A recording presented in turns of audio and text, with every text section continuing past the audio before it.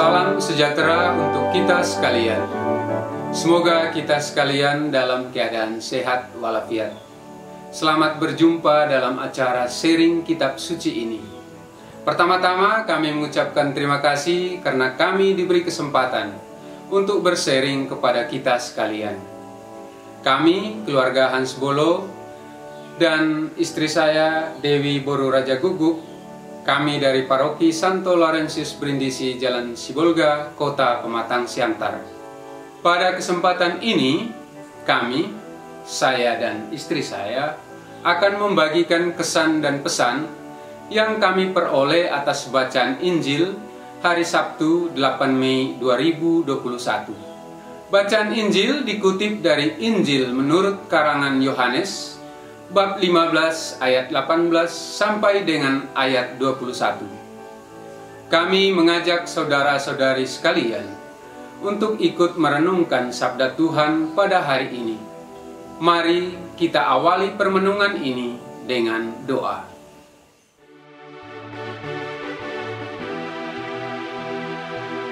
Marilah kita berdoa.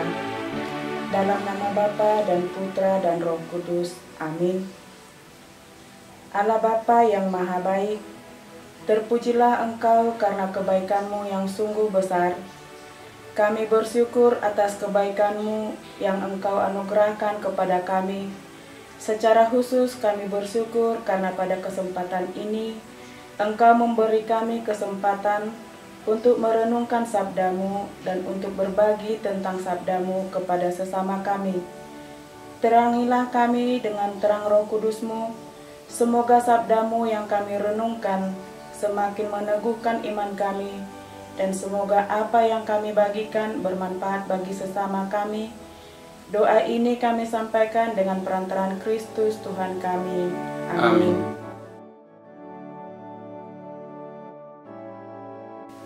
Nah, saudara-saudari yang terkasih, sekarang mari kita membuka hati dan budi kita untuk mendengarkan sabda Tuhan. Kami akan membacakan bacaan hari ini secara bergantian. Mari kita ikuti bersama-sama. Bacaan dari Injil menurut karangan Yohanes, bab 15 ayat 18 sampai dengan ayat 21. Jikalau dunia membenci kamu, ingatlah bahwa ia telah lebih dahulu membenci aku daripada kamu. Sekiranya kamu dari dunia, tentulah dunia mengasihi kamu sebagai miliknya. Tetapi karena kamu bukan dari dunia, melainkan aku telah memilih kamu dari dunia, sebab itulah dunia membenci kamu. Ingatlah apa yang telah kukatakan kepadamu. Seorang hamba tidaklah lebih tinggi daripada tuannya. Jikalau mereka telah menganiaya aku, mereka juga akan menganiaya kamu. Jikalau mereka telah menuruti firman-Ku, mereka juga akan menuruti perkataan-Mu. Tetapi semua itu akan mereka lakukan terhadap kamu karena nama-Ku, sebab mereka tidak mengenal Dia yang telah mengutus aku. Demikianlah sabda Tuhan. Terpujilah Kristus.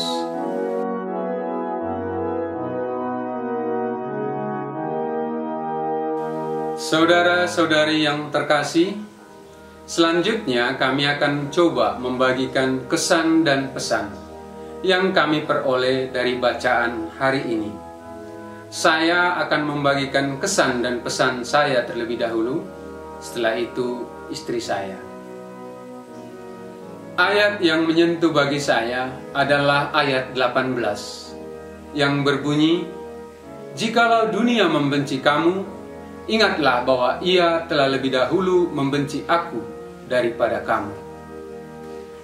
Ayat ini sangat menyentuh karena berhubungan dengan pengalaman-pengalaman hidup yang saya amati dan yang saya alami sendiri. Bukan sesuatu yang baru bila ada kejadian di mana orang Kristen mendapat ancaman, penindasan, ketidakadilan, mengalami diskriminasi dari luar.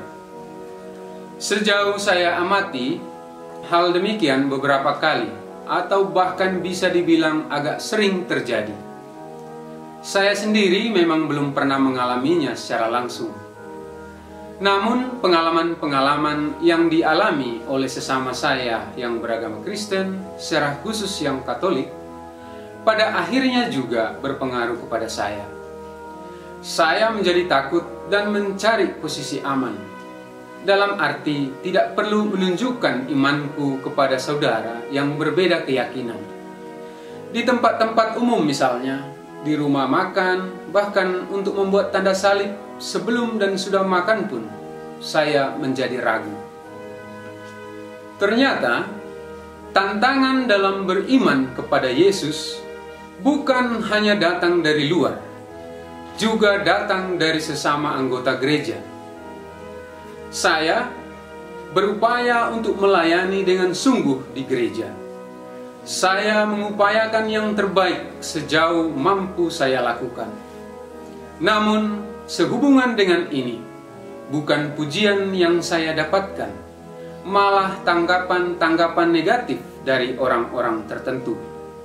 Saya menjadi sering bertanya, salahnya di mana?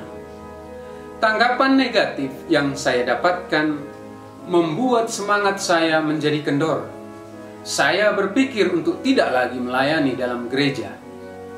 Ayat tadi menyadarkan saya bahwa ternyata sikap saya menunjukkan sikap seorang pengecut dan bukanlah sikap yang dikehendaki oleh Yesus. Pujian dan penghargaan bukanlah hadiah yang akan diterima dengan menjadi murid Yesus. Justru sebaliknya, di mana penganiayaan, perlakuan tidak adil, dicemooh, diejek, itulah yang kita terima. Yesus sendiri telah mengalami penolakan, bahkan penganiayaan. Dia telah lebih dahulu mengalami kebencian, dan apa yang saya alami sungguh jauh lebih ringan jika dibandingkan dengan apa yang dialami oleh Yesus.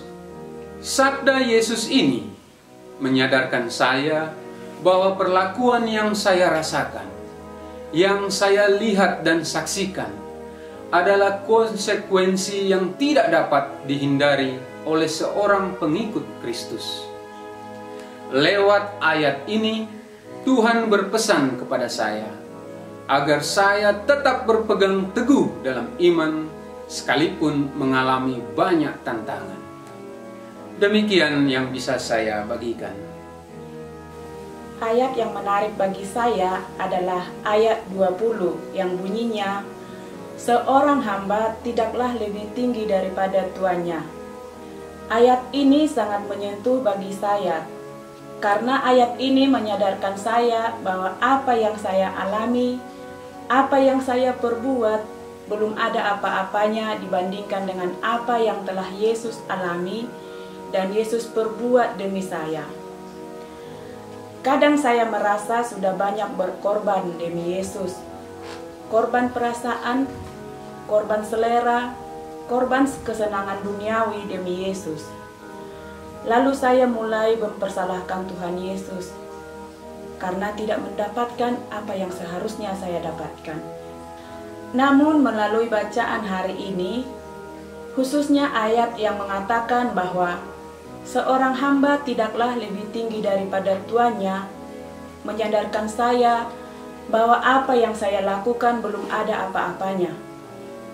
Kesulitan dan penderitaan yang saya rasakan tidak sebanding dengan apa yang dirasakan dan dilakukan oleh Tuhan Yesus. Hanya satu yang saya yakini, yaitu bahwa Tuhan tidak akan pernah membiarkan kami sekeluarga berjalan sendirian. Tuhan senantiasa menyertai dan memberikan kekuatan kepada kami, dan hal ini sudah kami rasakan dan alami dalam perjalanan hidup berkeluarga selama ini. Ayat ini mendorong saya untuk tetap menjadi seorang hamba yang senantiasa siap untuk melakukan kehendak Tuhan, karena Tuhan senantiasa melakukan yang terbaik bagi kami. Tuhan adalah Tuhan yang harus saya layani dan saya adalah hambanya. Demikianlah yang bisa saya bagikan.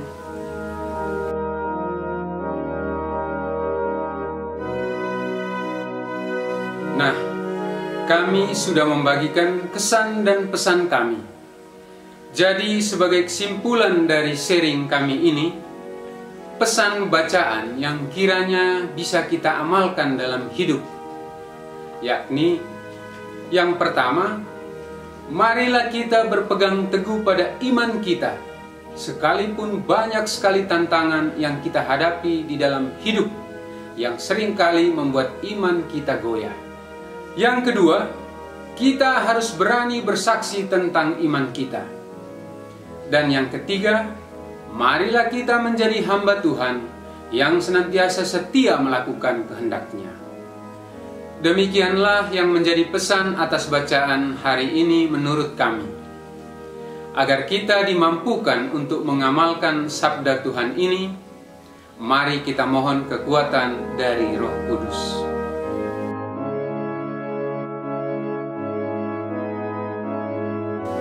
Marilah kita berdoa. Ya Yesus, kami sungguh bersyukur karena Engkau mengingatkan kami melalui sabda-Mu untuk senantiasa berpegang teguh pada iman kami akan Dikau. Seringkali iman kami menjadi lemah karena tantangan yang kami hadapi dalam hidup kami. Kuatkanlah kami agar kami senantiasa menjadi hamba-Mu yang setia kepada-Mu, melakukan kehendak-Mu dan berani memberi kesaksian tentang iman kami, tentang kasih yang telah Engkau ajarkan kepada kami.